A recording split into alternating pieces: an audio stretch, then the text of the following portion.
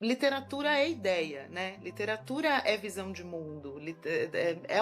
Então, qualquer mesa que a gente faça na Flip, o Leminski, por exemplo, né? Você fala, é um poeta, então pode ser que seja uma coisa mais alienada. Não é, porque ele está falando do mundo, está falando, né, das escolhas dele, as biografias que ele fez, está falando de natureza, está falando desse país, fala de ditadura. Então, eu acho que é inevitável que sejam mesas políticas, porque a gente está falando de ideia. Agora, a política nesse melhor sentido, que é o jeito que a gente vive junto.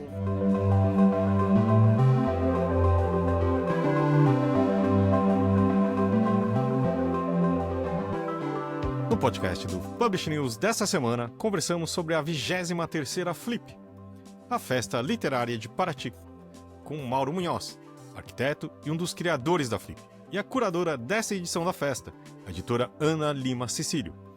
Falamos sobre a evolução da Flip ao longo dos anos, destacando as mudanças e as características que a mantiveram e a tornaram tão relevante. Ana Lima e Mauro discutem a homenagem a Paulo Leminski, a importância do espaço público e da experiência na Flip, a diversidade de autores e a representatividade, além da dimensão política da literatura. E a Casa Publish News também vai estar presente em Paraty. Vai promover uma programação para leitores e profissionais do livro, no mesmo local dos últimos anos. Nossa programação já está no publishnews.com.br. Esperamos você por lá.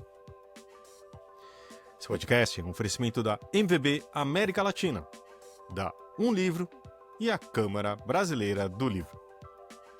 Esse é o episódio 380 do podcast do Publish News, do dia 21 de julho de 2025, gravado no dia 18. Eu sou o Fábio Errara e esse episódio teve a participação de Guilherme Subota. E não se esqueça de assinar a nossa newsletter, nos seguir nas redes sociais, Instagram, LinkedIn, YouTube, Facebook e TikTok, todos os dias com novos conteúdos para você. E agora, Ana Lima Cecílio e Mauro Munhoz. Queria agradecer a Ana Lima e o Mauro por estar aqui com a gente. Antes de a gente falar um pouco sobre essa edição, eu sempre me assusto que essa é a 23ª, né? Tipo, já pensar que desde 2000... Nossa, faz um tempinho já, né? E acho que, claro, Mauro, você tá aí desde sempre, mas o que você vê hoje as mudanças que têm acontecido, né? Que claro que é um evento vivo, isso muda de acordo com, claro, com a curadoria, agora com a Ana Lima e tal. Mas também, o que você tinha imaginado lá nos idos de 2000 e o que se tornou hoje também, né? Tipo, como que você pode contar um pouquinho da história? Eu queria ver também a Ana, a gente estava comentando agora há pouco de espectadora, agora como curadora também vendo essas mudanças. Então, a gente lá no começo, né, a gente já tinha um pouco essa visão de 20 anos, né? A gente estava olhando 20 anos para frente porque são os ciclos naturais da urbanidade, né, do urbanismo, que é da onde a Flip nasceu. E a Flip foi uma estratégia de criar um projeto paralelo ao projeto essa ideia de ajudar a cidade, né, uma cidade tão singular como Paraty, se apropriar das possibilidades que ela tem. E aí é muito interessante como essa manifestação, né, cultural que é a Flip, como ela dá uma sustentação para essa outra dimensão. E de fato, a Flip ela foi ao longo desses anos refinando a vocação da cidade. E ela funciona como uma espécie de um urbanismo dinâmico, né? Uma coisa de você, a cada ano, proporcionar para os moradores e para os visitantes de Paraty uma experiência de cidade. Uma experiência de cidade muito especial, muito diferenciada, onde você pode fazer as pessoas imaginarem o que seriam as cidades brasileiras se a dimensão artística, cultural, a educação, elas forem colocadas no lugar que elas merecem estar, né? Então é muito interessante olhar agora para trás, né? Quando a gente estava imaginando, né, lá nos anos 90, o que seria 20, 30 anos depois, a gente olhar para trás e ver. E essa possibilidade de ter achado uma forma de poder, dentro da realidade, construir essa plataforma de transformações. E você, Ana, qual que é a sua visão dessas mudanças aí de 23 edições? Eu acho que pensar o que é mudança e manutenção da Flip é muito interessante, assim. Primeiro, por uma coisa um pouco óbvia, que eu acho que na mudança, a Flip ela é muito um espelho do que a gente muda o tempo todo, né? Então, acho que mudou no Brasil nos últimos 23 anos o jeito de publicar, os temas, os interesses, onde a gente procura os autores.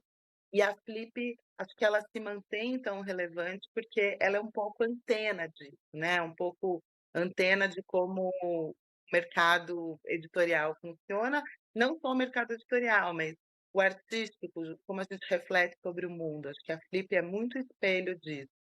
Mas, por outro lado, tem o que eu acho interessante notar também é o que permanece. Eu acho que além desse espírito de que o Mauro fala tão bem sempre, assim, que é da Flip ter partido da relação, né, a literatura, da relação da literatura com a cidade, que é o que a gente diz na nossa comunicação, porque faz muito sentido.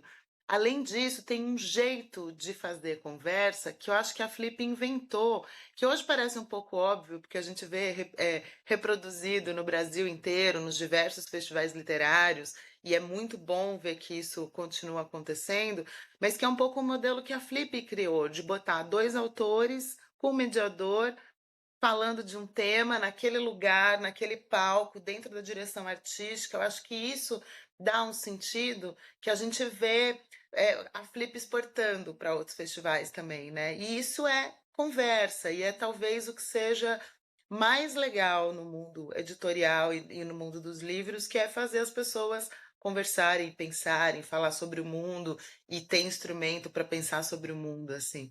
Então, acho que é um pouco isso, assim, ela continua a mesma, né, nessa estrutura de fazer conversa, de estar na cidade, mas ela vai se transformando porque o mundo se transformando e é um jeito dela ir refletindo isso, assim. E já voltaremos para a nossa conversa. O quarto encontro de editores, livreiros, distribuidores e gráficos está chegando. E as inscrições estão esgotando rápido. Serão 3 dias de programação, com especialistas renomados em um ambiente propício para networking entre grandes profissionais do setor.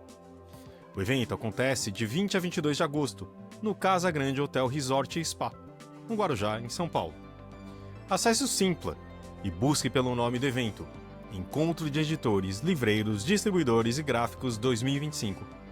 Ou entre no site cbl.org.br e clique no banner. Legal. Bom, sobre a edição desse ano, talvez, acho que você já deve ter respondido essa pergunta, né, Ana, algumas vezes, mas queria saber, assim, um pouco mais sobre a homenagem do Leminski, né, como é que foi essa decisão de chegar nesse nome, mas mais do que isso, assim, né, a gente está falando da história, assim, quais são os fatores que entram na conta na hora de escolher um autor homenageado, né? Tem alguma relação com o mercado editorial, com o que está sendo movimentado e conversado, ou não? Eu acho que, não sei se o Mauro concorda, porque ele viu mais homenageados do que eu, assim, né? Mas eu acho que isso também é uma coisa que tem vários critérios, né? Acho que a Flip já escolheu homenagear autores absolutamente consagrados, como Machado de Assis, porque eu acho que ali, por exemplo, era uma hora de mergulhar na obra dele com um interesse renovado. Foi quando a Nova Aguilar republicou as obras completas, então acho que tinha um jeito de renovar as leituras de um autor já consagrado, e aí a gente já homenageou o Drummond, o Bandeira, os nossos Clarice Lispector, mas tem também um jeito de pegar um autor que está fora do cânone mais tradicional, mas também jogar a luz nele, como foi o caso do João do Rio, ano passado, mas da Ana Cristina César, da Maria Firmino dos Reis, né? Mesmo da Pagu, assim. Então, são nomes que estão mais à margem, mas que a gente traz. Agora, o que eu acho que a gente tem descoberto, assim, é que o autor homenageado, ele não é exatamente o tema da Flip, né? Não é que ele vai ditar um tema e todas as mesas, nem que todas as mesas vão ser sobre ele. Para isso, a gente faz o ciclo do autor homenageado, que a gente faz antes da Flip, foi há 2 semanas. Foi lindo, assim, que é um mergulho na obra mesmo, chamar os especialistas, chamar quem está fazendo as pesquisas renovadas sobre os autores, que é para botar um pouco o autor de pé, que a gente quer homenagear. Na Flip, eu senti muito isso fazendo o João do Rio ano passado e o Paulo Leminski esse ano. O autor homenageado, ele funciona meio como um norte, assim, é um pouco uma proa de para onde a gente quer seguir, né? Então, para mim, quando a gente conversando chegou no nome do Leminski, assim, eu achei que ia funcionar muito e o conselho ali concordou, todos nós concordamos, porque ele dá muito assunto, ele rende muito assunto. Ele é um cara da linguagem pop, mas ao mesmo tempo ele é um super erudito. Ele fez poesia e era uma coisa que a gente queria trazer mais poesia para a Flip desse ano. Ele experimenta com música, ele tenta outras linguagens artísticas, né? Ele é um cara que ele fez um romance experimental, ele tem essa ideia de espalhar a literatura para além dos livros, de um ambiente mais erudito.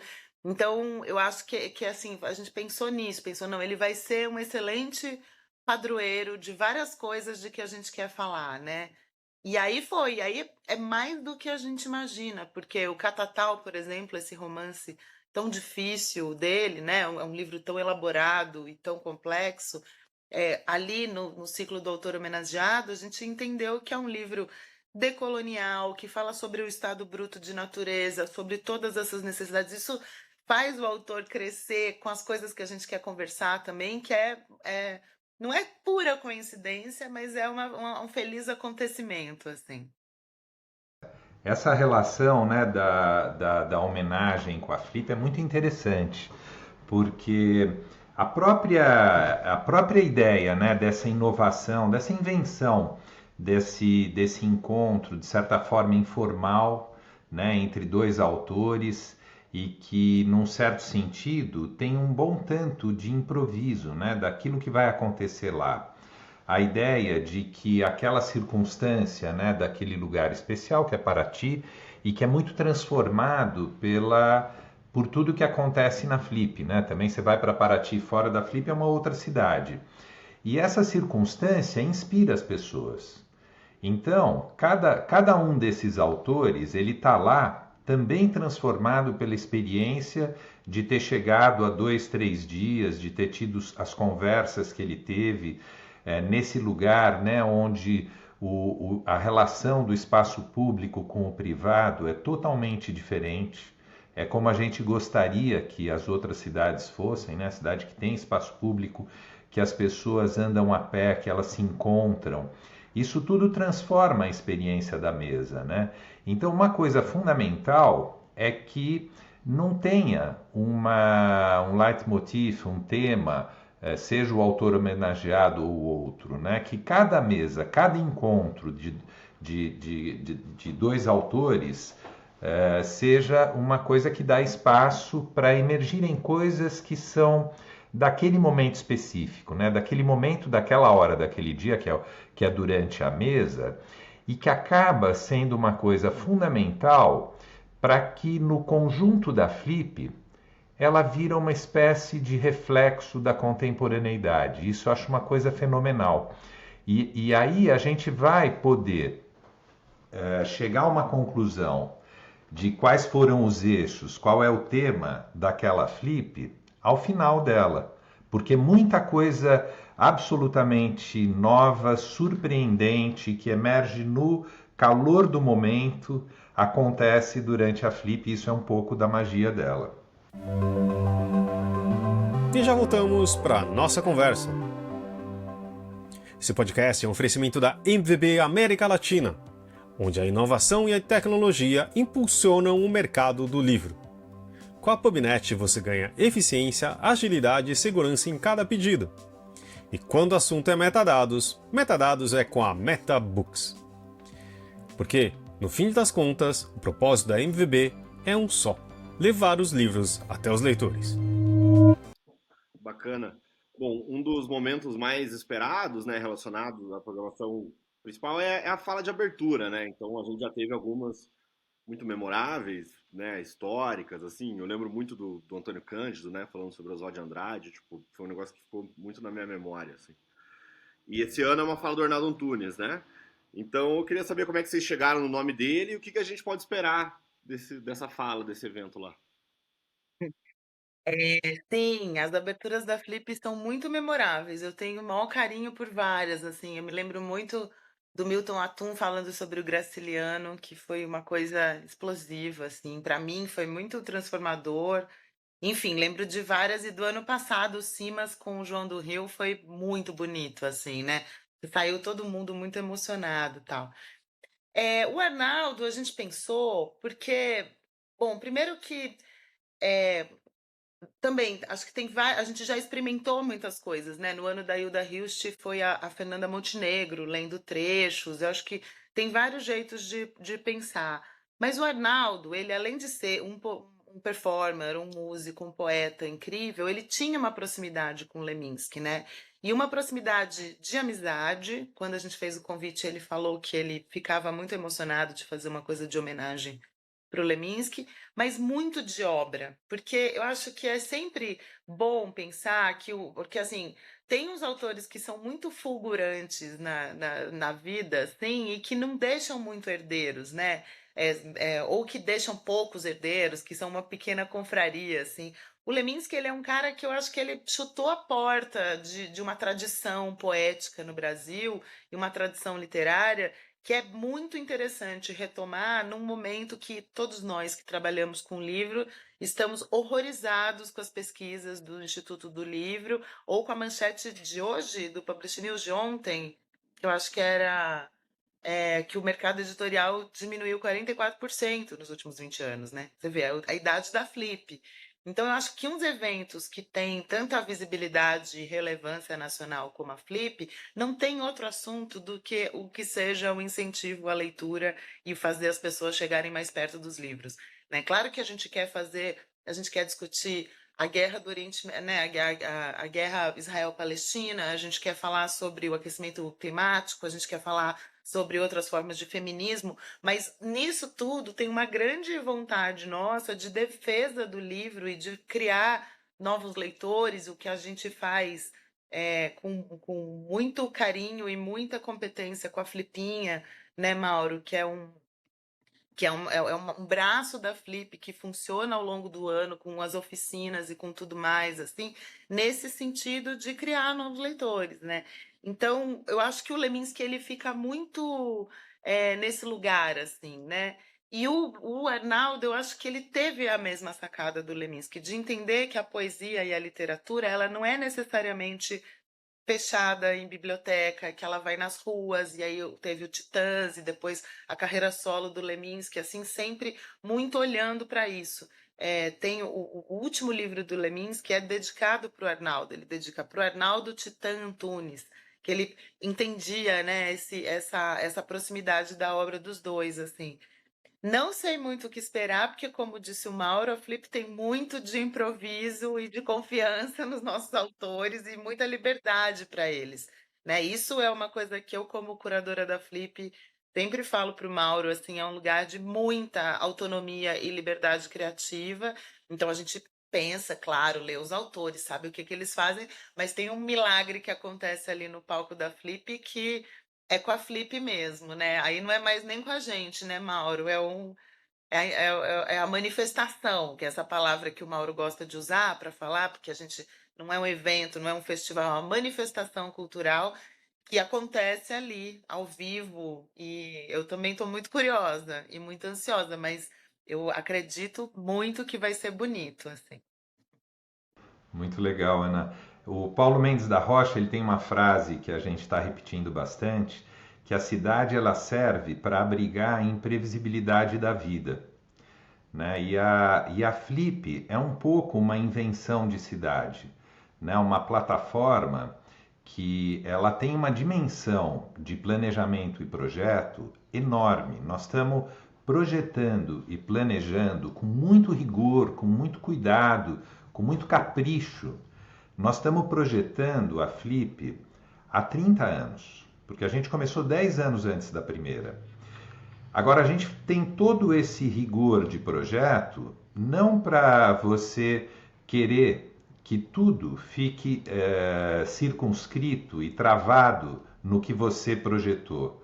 Essa ideia de que você projeta e de que você cuida do mundo, né? Cuida da infraestrutura, mas com o objetivo de abrigar a imprevisibilidade das coisas. Então a Flip é muito essa experiência, né? De ter uma coisa muito estruturada, de entender que as estruturas elas têm que enfrentar uma coisa na contemporaneidade que é se libertar do paradigma das estruturas estáticas cartesianas. A gente tem que saber inventar estruturas que são estruturas em permanente movimento, né? Lembrar um pouco de como que foi um aprendizado que todo mundo passou, que é aprender a andar. Né? O corpo humano tem uma estrutura impressionante e é uma estrutura dinâmica. A gente nunca pode ficar parado. Até sentado o tempo inteiro nós estamos nos mexendo. Ficar parado é problema. Né?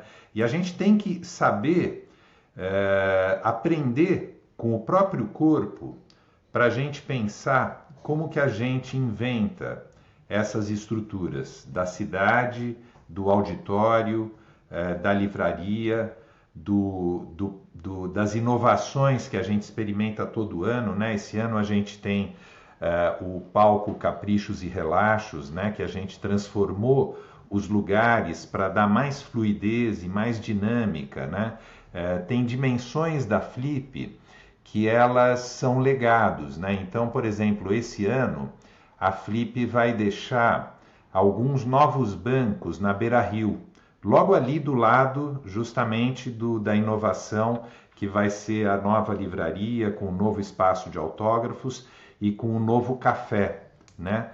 A gente vai voltar a ter o café da Flip, que a gente já experimentou do outro lado do rio, 10 anos atrás, e a gente vai ter esse café e esse café vai ter um palco, né? São 15 poetas que a Ana escolheu e convidou, e entre as mesas a gente vai estar lá saindo para tomar um café e ouvindo essas manifestações, né? Esses autores que são sempre os atores mais importantes, né? Que dedicam sua vida a ler e escrever, né? Ler o mundo e inscrever coisas no mundo, e que é um exemplo muito grande para todo mundo aprender como lidar com o mundo, né? Então eu acho que isso é uma coisa que é bastante forte e é bastante do DNA da Flip. Queria falar um pouco com vocês também sobre autores estrangeiros, que geralmente são, claro, pessoas que a gente tem menos acesso. E temos nomes muito interessantes esse ano com a Rosa Monteiro, Sandro Veronese. Mas também é a primeira vez que não tem um autor anglófono, né? Isso é uma indicação de algo ou uma questão prática? Como que funcionou isso?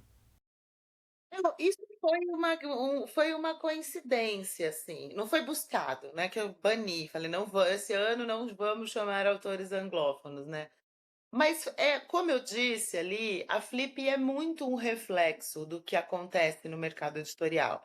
E você vê assim, se você entrasse na livraria há 20 anos, né, o que você consumia era principalmente autores anglófonos, né, da Inglaterra e dos Estados Unidos, sobretudo.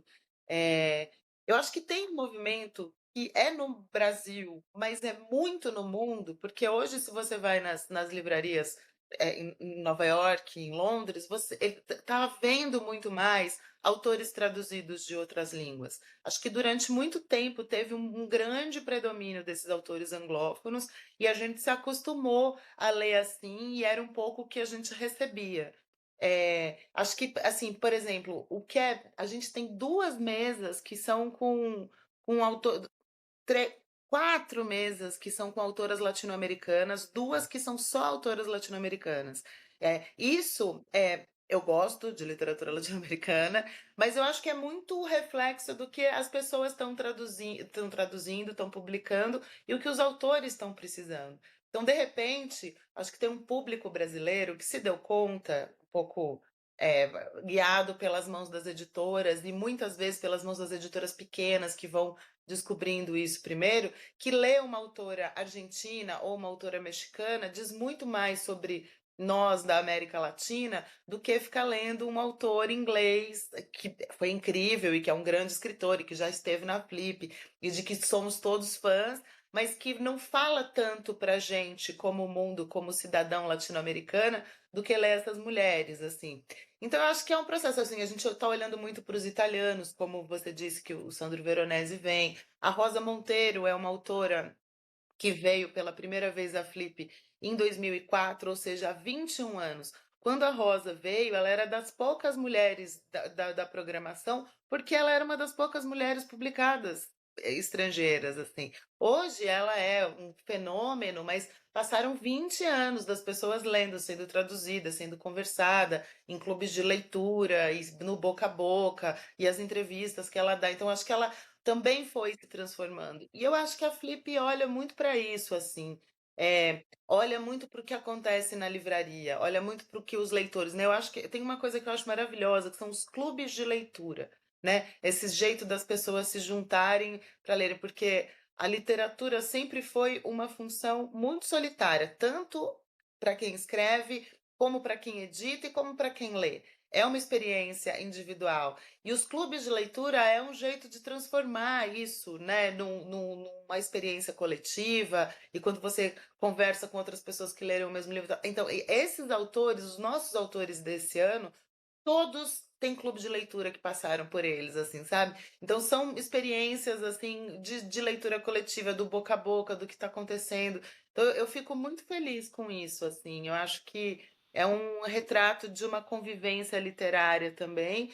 E acho que é um pouco natural isso. A gente está olhando para outras pessoas escrevendo, a gente descobriu que a gente pode ser representado nos livros de outra maneira, que não a do homem universal, né, branco, hétero, que eu, por exemplo, sou formada lendo esses homens todos, nem critico, porque grande parte da minha visão de mundo foi formada por eles.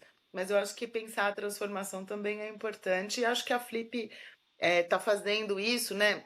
Esse ano teve essa coincidência de não ter autor anglófono, mas eu acho que a Flip está fazendo isso há 10 anos, pelo menos, de olhar para outros autores, de trazer outras linguagens, né, de incorporar a diversidade e essa necessidade no seu programa. Assim, tem muitos anos que a Flip já faz isso. Esse ano chegamos nesse ponto culminante, mas eu juro que eu não tenho nada contra inglês. Eu gosto muito, eu sou muito leitora, não tem problema com isso. Eu me lembrei, a Ana falando disso, eu me lembrei das conversas com a Liz lá na década de 1990. E a Liz, ela descobriu a literatura brasileira, ficou encantada, passou a editar, né, os autores brasileiros. Teve aquela célebre viagem que a gente fez para Rio Onwai em 1997, né, levando Chico, João Gilberto Noll, Patrícia Mello, o Rubem Fonseca estava junto, né? Divertidíssimo.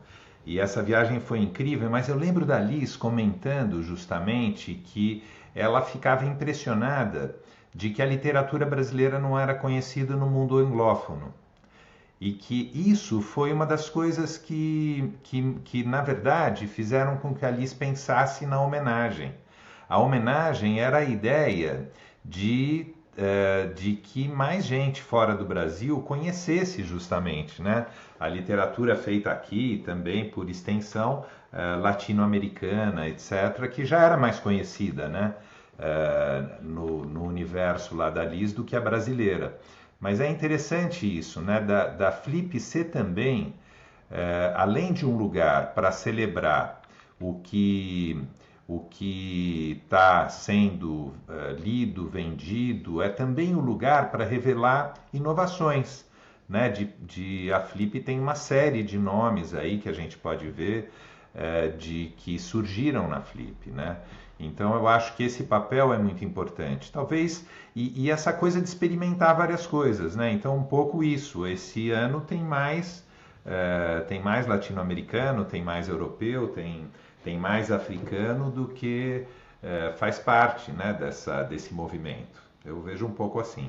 Claro, não é necessariamente um problema também, né, não ter não é um problema, né, não ter autores anglófonos.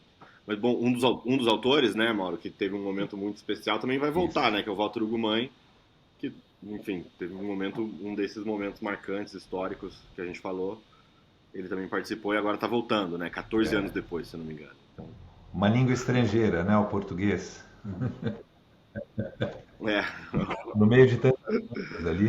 Bom, desde a apresentação da programação, né, na coletiva lá que a gente participou também, algumas coisas se destacam, chamam atenção, assim, e acho que esse ano também chama atenção a presença de alguns nomes com atuação política, né, como a ministra Marina Silva e o historiador Ilan Pappé, né? Como é que... Acho que vocês já falaram um pouco sobre isso, né? Esse lance do improviso, assim, é muito importante. E claro, a programação é feita no momento, e aí quando chega, né, o momento dos debates, são outras coisas que estão acontecendo, não necessariamente as mesmas. Mas, enfim, como é que vocês pensam, assim, que a Flip pode e deve discutir essas questões mais marcadamente políticas? Eu acho que tem uma coisa que é importante, que é a escolha da Flip é sempre através de uma lente artística, de uma lente literária, né? A Flip não é um simpósio de ideias, a Flip não é uma manifestação acadêmica, ela é uma coisa em torno da dimensão literária e artística. E todas essas escolhas estão nesse universo. É, eu acho isso também, mas eu acho engraçado, assim, as pessoas ficaram, assim, falam, essas duas mesas que são políticas também. Eu concordo totalmente com o Mauro, acho que tem uma escolha artística nisso, mas eu acho que todas as mesas são políticas de algum jeito, né? Quando você discute a banalidade da vida, que é a mesa do Veronese, é um jeito político. A Rosa Monteiro, apesar de não falar e não ter exatamente uma bandeira sobre o feminismo, a criação, a loucura, ela faz isso o tempo todo. Essas autoras latino-americanas que falam sobre feminicídio, direito ao aborto, em mesas extremamente literárias, mas é político também, assim.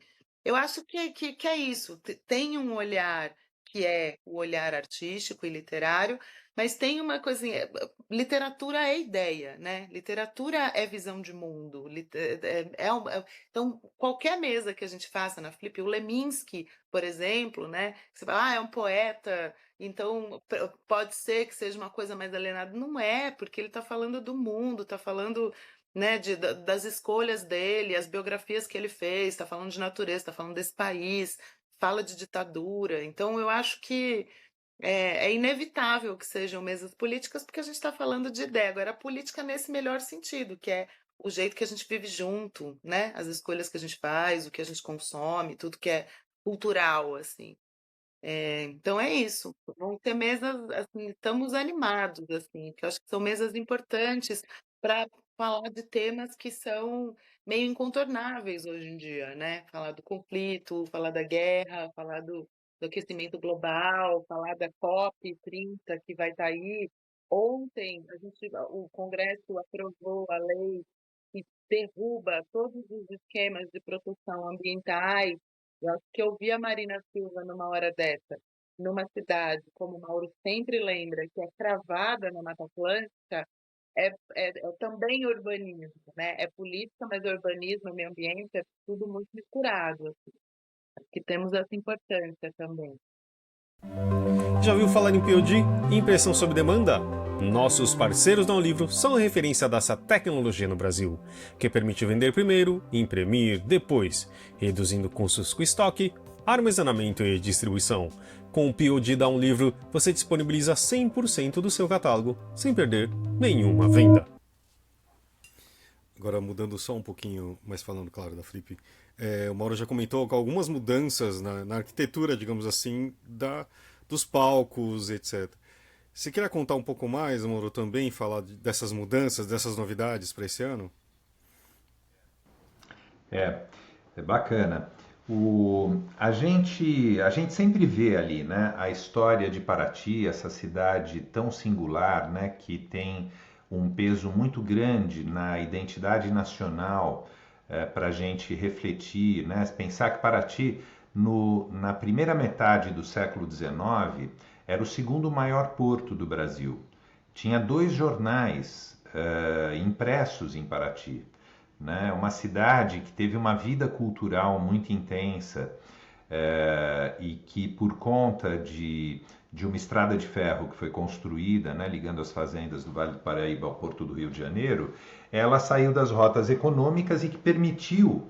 O Brasil tinha 1000 lugares super interessantes, né? Angra e Ubatuba tinham centros históricos tão importantes quanto Paraty, e que só não tem mais porque eles ficaram nas rotas econômicas e foram se transformando.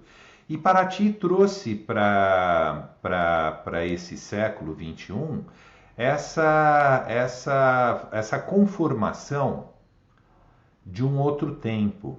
Então ela é um lugar de reflexão muito interessante para a gente pensar como que a gente constrói essa infraestrutura para abrigar a imprevisibilidade da vida, né? É uma coisa muito interessante. Então, a Praça da Matriz de Paraty, ela foi criada em 1910. É extremamente recente. Antes era um descampado, né? A Igreja da Matriz foi um projeto da missão francesa, né? O Debré passou lá por Paraty, junto com os urbanistas da época, né? Tinham outros nomes, ainda não eram chamados urbanistas. Mas assim, a Igreja da Matriz não ficou pronta. Ela foi ficar pronta só no século XX. Era uma obra muito lenta e tal, e já veio essa decadência, entre aspas, de Paraty. E era uma praça que ela foi pensada para uma cidade de 5.000 habitantes. Hoje Paraty tem 10 vezes isso, tem 50.000. Então a Flip ela vai sendo um processo, né, de interpretação coletiva dessas relações, para que a gente possa pensar uma praça do tamanho da cidade contemporânea. Por isso que ela tem que atravessar o rio. Por isso que ela tem que atravessar o rio e incorporar esses espaços teoricamente ociosos, né, que são usados como estacionamento, e começar a ter experiências ali de você configurar aquilo como praça. Do mesmo jeito que em 1910, né, o Samuel Costa, ele transformou aquele descampado num jardim super bonito, inspirado no passeio público do Rio de Janeiro, onde ele tinha estudado direito. A gente pensar de fazer uma coisa que é um pouco improvável. Por que é improvável? Porque hoje a velocidade das coisas não permite mais que a gente faça esses processos mais cuidadosos, né? O equilíbrio entre o quanto que você lê o mundo e o quanto que você transforma o mundo. Essa balança está desequilibrada. No mundo tem muito pouca leitura e tem forças extremamente potentes. É só a gente olhar aqui do lado a Rua dos Pinheiros, né? Que era uma cidade super rica, super cheia de coisas, e você volta lá, você acha que está num outro lugar, né? Então, a experiência da Flip é um pouco para a gente poder imaginar que a gente possa equilibrar um pouco essa dimensão. E nada melhor do que a literatura para ser esse catalisador de reforçar dar experiência para as pessoas, que se você equilibrar isso traz coisas muito interessantes, né? A gente, por exemplo, a Flip equacionou economicamente a cidade de Paraty, transformou a vida dos paratienses, e isso através de uma coisa tão simples quanto ler, conversar, encontrar, que é a essência do espaço público. Então, isso tudo para explicar o movimento do ano passado para esse. Então, a gente está liberando mais essa conexão da Praça da Matriz com o lugar onde fica o auditório, a livraria, o café da Flip, o Caprichos e Relaxos, lugares de autógrafos. Ele vai criar uma urbanidade mais qualificada nesse lugar e mais integrada com a beira-rio, e mais integrada com o cruzamento do rio pela ponte e esse movimento novo de fazer acontecer a praça aberta esse lugar onde a gente tem o espaço para as editoras independentes, para os autores independentes, para as manifestações dos coletivos locais. Isso é uma coisa muito cara para a gente. E lá tem uma coisa interessante, como a gente tem um auditório lá, né? O auditório do Areal, e esse ano a gente vai ter um palco também para shows e tal, que está com curadoria do Perequê, né? Do Luiz Perequê, que vai estar na última mesa, junto com o Sérgio Vaz. Esse lugar, ele passa a ser uma coisa extremamente interessante e que vai se estruturando ano após ano. A gente ainda não conseguiu, por exemplo, captar recurso específico para a praça aberta, que a gente chama, né? Como se estivesse aqui a Praça da Matriz e a gente abre como se fosse um livro e integra essas duas margens do rio. Então eu acho que isso é uma inovação interessante e que vai sendo construída ano após ano. Legal, bacana, Mauro. Você mencionou aí, né, o incentivo. No ano passado foi celebrado lá na Flip, né, o plano plurianual da lei de incentivo, né? Eu queria te perguntar como é que isso afeta o planejamento para esse ano e para os próximos também, tendo em vista que a gente está chegando numa data redonda, digamos assim, que é os 25 anos, né, em 2027, mas, enfim, como é que o plano plurianual contribui nessa discussão toda? O fato, né, da gente poder ter sido contemplado por esse plano plurianual, né, de 24 até 27, incluindo os 2 anos, né, 4 anos, isso é uma coisa fundamental, porque foram anos muito difíceis, quando a gente teve a dúvida se ia ou não ter a renúncia fiscal. A renúncia fiscal é fundamental para a Flip acontecer. Então, o fato da gente ter já estabelecido, né, com o Ministério da Cultura, o plano plurianual é fundamental para a Flip. Mas é metade das coisas necessárias, né? Ela é necessária, mas não é suficiente. Do outro lado, a gente precisaria de uma coisa que é a cultura do mecenato, que ainda existe de uma maneira muito frágil no Brasil. Mesmo com é muito impressionante, porque mesmo com a renúncia fiscal 100%, né, que as grandes empresas podem até, se não me engano, até 4% do imposto, elas podem patrocinar, por exemplo, a Flip, e tudo que essa empresa patrocina para essa manifestação cultural é deduzido 100% do imposto a pagar. Quer dizer, dá a impressão que seria muito fácil captar, né? A Flip tem prestígio, é uma marca forte, é bom para a empresa se associar à Flip e ela vai dar uma quantidade de recurso e não vai mudar a conta dela. Era o que ela tinha que pagar de imposto de renda mesmo. Parece que está tudo resolvido, só que não. É uma loucura conseguir a adesão dos patrocinadores, né? Então a gente já tem, por exemplo, a gente tem conseguido para a programação principal, para o Flip Mais na Casa da Cultura, mas, por exemplo, para a Praça Aberta a gente não tem conseguido patrocínio. Então a gente tem feito de uma maneira bastante, é uma luta, assim, porque a gente quer continuar nesse projeto. A gente está em busca de um patrocinador específico para esse projeto, porque a Praça Aberta é pura responsabilidade social. Lá a gente tem, por exemplo, o centro de triagem da reciclagem dos resíduos em Paraty. Paraty não tem separação de lixo, não tem ainda até hoje reciclagem de resíduos recicláveis. É absurdo isso. E Paraty já tem uma cooperativa de recicladores, que é uma população extremamente carente, extremamente organizada, que tem o lugar delas e eles podem receber esse material, separar e colocar no mercado, vender para o mercado. Eles vivem disso, são os catadores, né? Só que isso não está integrado à prefeitura ainda. Eles fazem isso de uma maneira autônoma. Então, durante a Flip, nessa praça aberta, a gente conseguiu, alugando um carrinho elétrico que passa em todas as casas parceiras e também está aberto para quem não é casa parceira.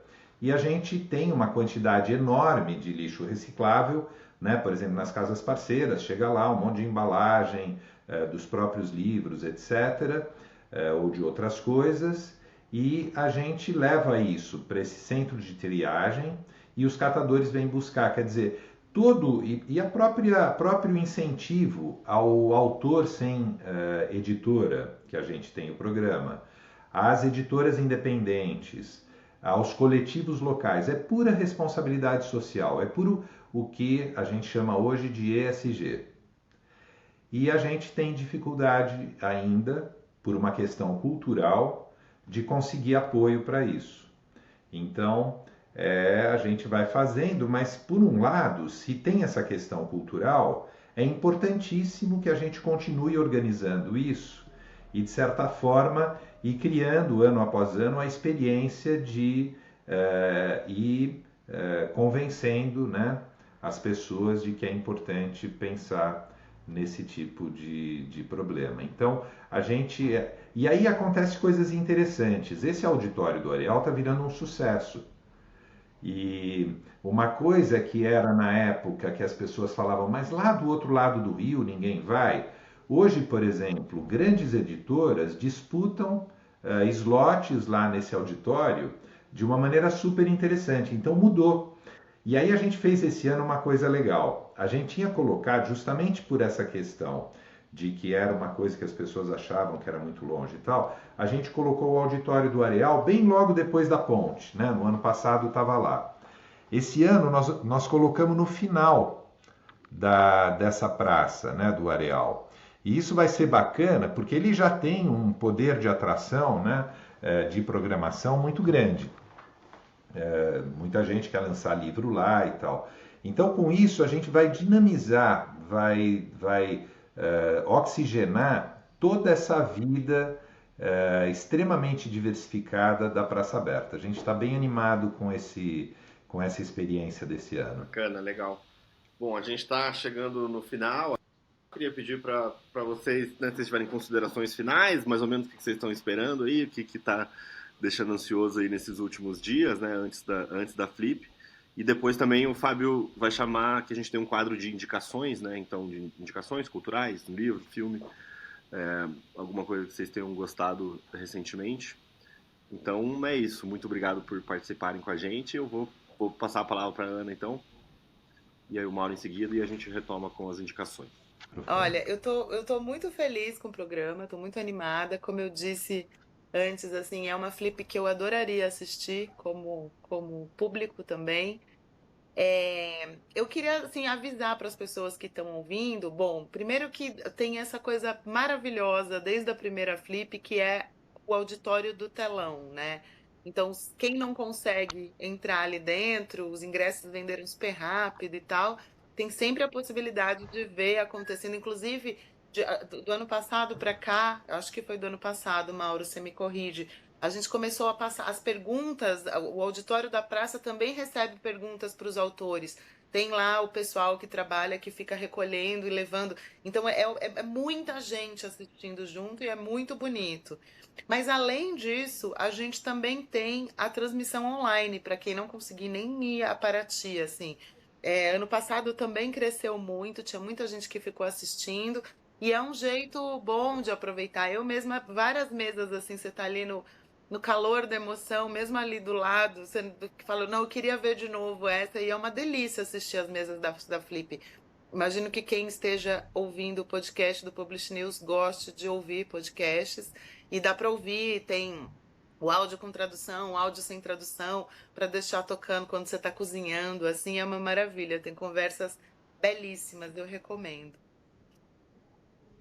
E lembrando, né, Ana, que a experiência do auditório da praça, que é esse auditório que não tem parede, que não tem catraca, que não tem ingresso, a experiência está cada vez mais trabalhada. Então, por exemplo, a gente tem a tradução simultânea nos headsets, você pode escolher uma pessoa que só fala inglês, vai entender tudo, você pode escolher o áudio original, o áudio traduzido, né? Então, realmente é uma experiência muito bacana, assim. de poder acompanhar a Flip, né? Eu acho assim que o que me anima muito é justamente poder ter essa experiência de acompanhar todas as mesas e de entender esse retrato da contemporaneidade que sempre emerge e que sempre surpreende.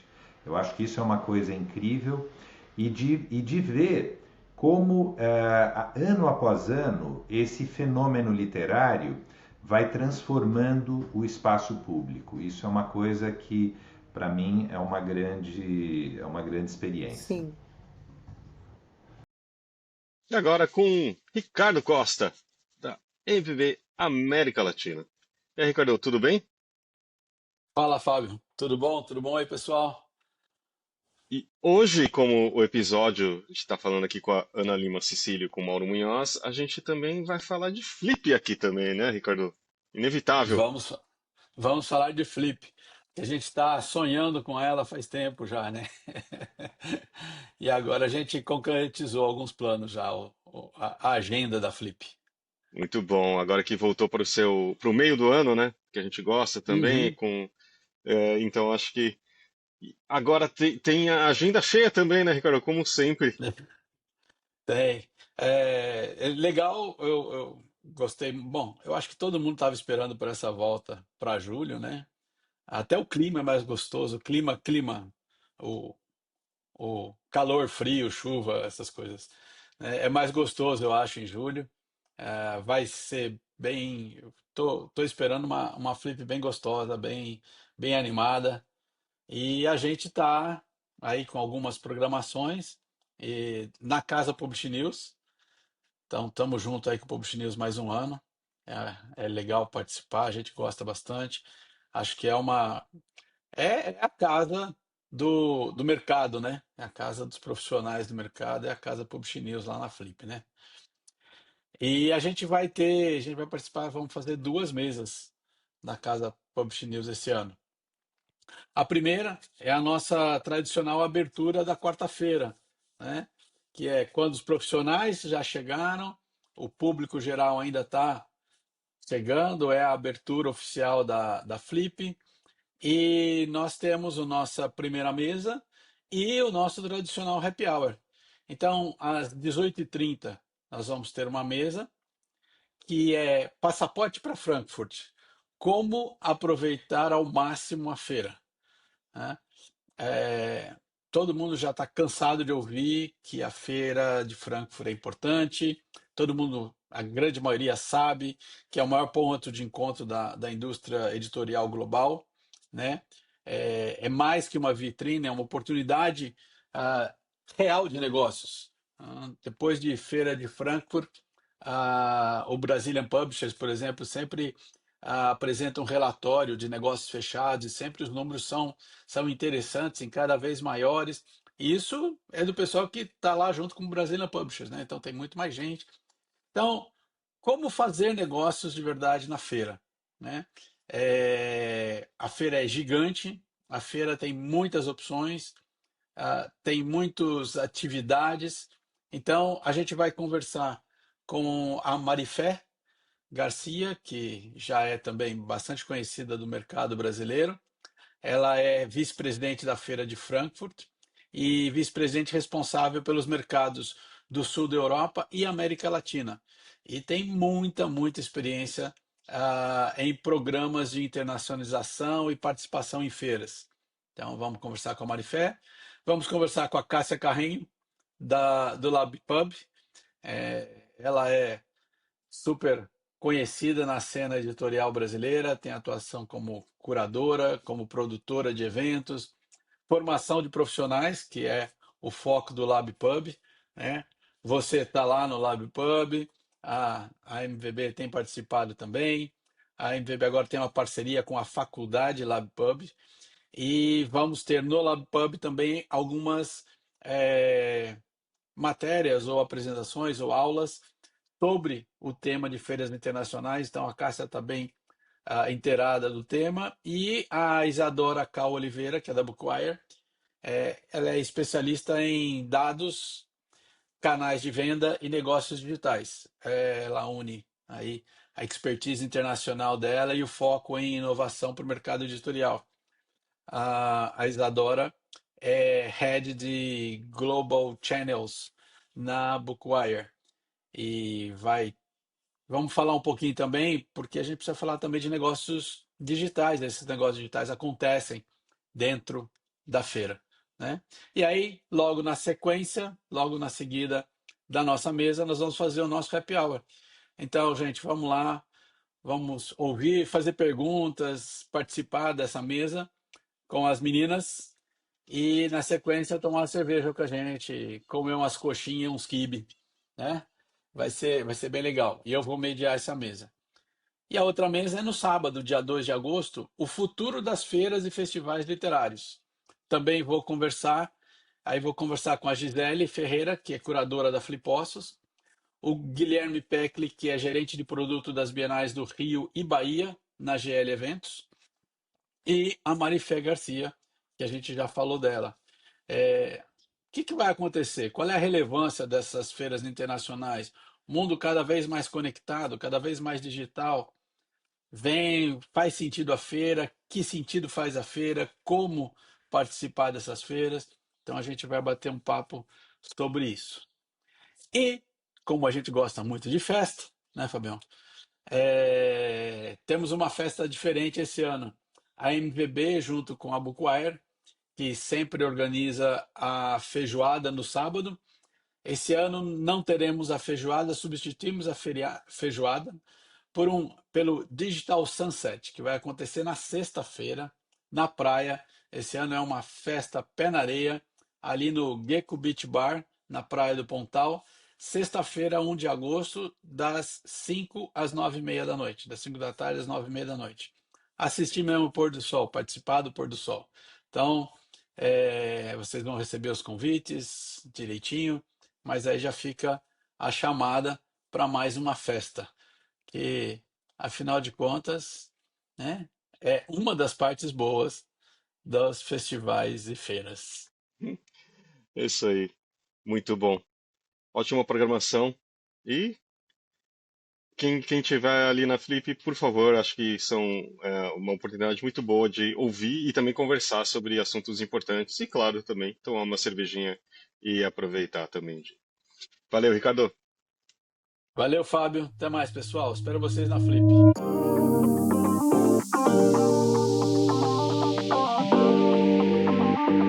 Muito bom.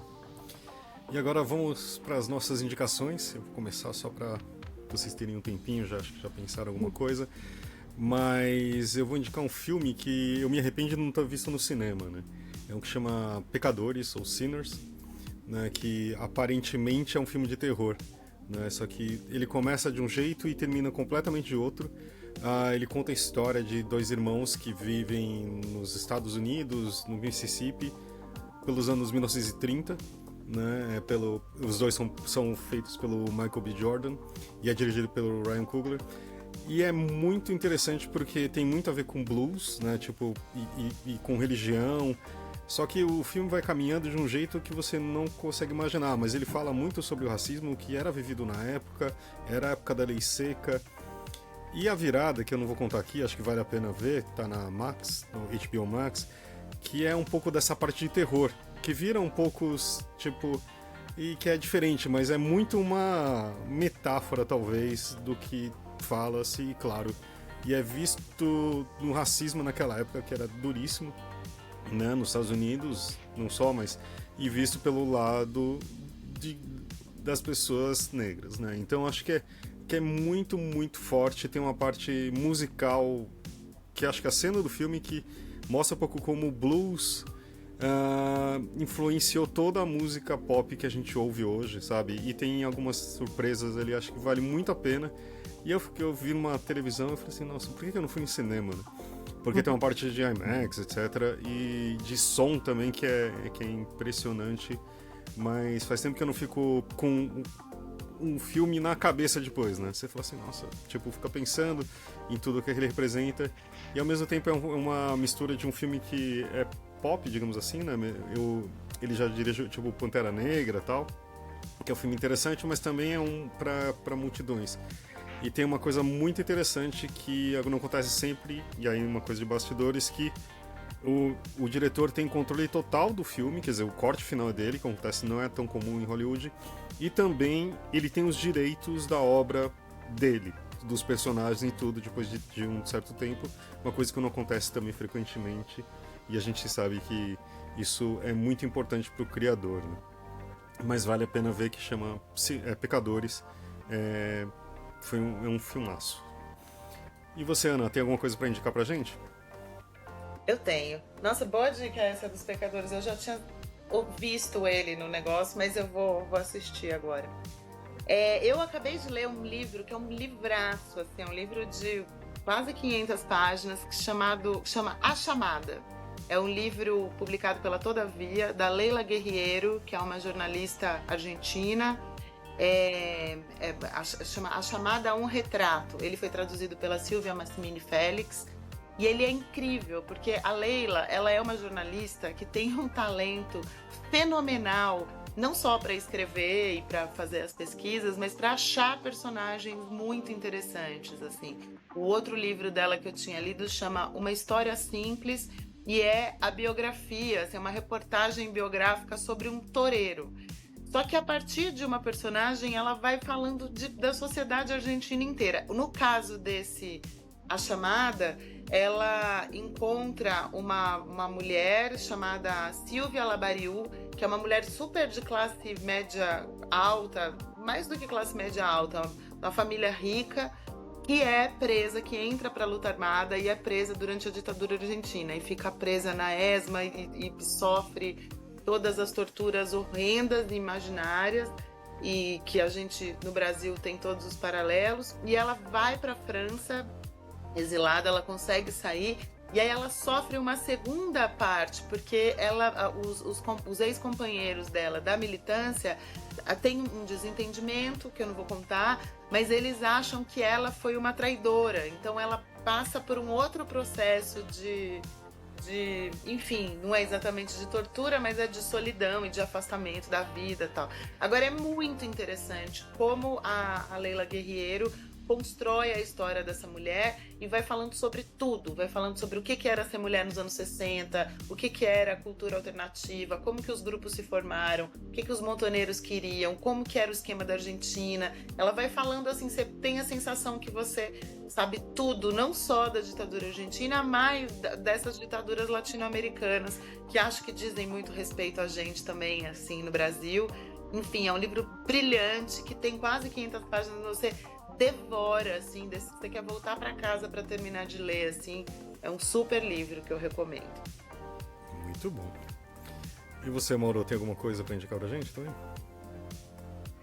Olha, eu vou indicar, lá na Flip nós vamos ter um pequeno ciclo de cinema no Cinema da Praça, como nós tivemos o ano passado, né? E em geral ele é sobre alguma coisa relacionada à literatura.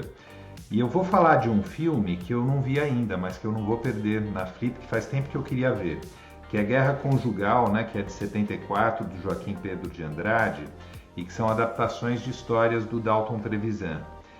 Foi exibido em Cannes, foi um sucesso e tal, e eu não tinha visto esse filme ainda, então é uma indicação de um filme que eu não vi. Mas eu vou falar de um livro que eu li, do Pedro Guerra, que é O Maior Ser Humano Vivo, que é maravilhoso, e o Pedro Guerra vai estar falando com o Sandro Veronese, que tem um livro também maravilhoso, que é O Colibri, que é surpreendente, assim, como a dimensão literária pode dar sabor e cor, né, para vidas extremamente comuns e poder ter você ser totalmente arrastado pela história e mergulhar nessa narrativa literária incrível. Então vou deixar essas 3 indicações aí. Muito bom, Mauro. O Guerra Conjugal eu vi agora, mês passado, porque passou na Cinemateca Brasileira. Eles fizeram uma cópia restaurada e passaram lá. É brilhante. É talvez das melhores adaptações de livro para filme que eu vi. O Joaquim Pedro era muito bom nisso, né? Ele fez São Bernardo, fez Macunaíma. Não, desculpa, com o Bernardo do Lancisman, mas fez o Macunaíma, e é divertido, é engraçado, é um Dalton Trevisan, mal grupo e muito bem humorado, assim, o filme é maravilhoso. E vai ter 2 sessões no Cinema da Praça, a gente está bem feliz. E de certa forma é uma volta, né? Porque todos esses cineastas do cinema novo, eles passaram muito tempo em Paraty nos anos 70. Então tem aí um outro cruzamento interessante. Esse filme é fantástico, eu adoro também. Bom, eu vou indicar, assim, provavelmente muita gente está ouvindo, já conhece, já leu, né? Mas uma das autoras da programação que a gente mencionou hoje, que é a Rosa Monteiro, né? A Rosa Monteiro, para mim, ela tem uma...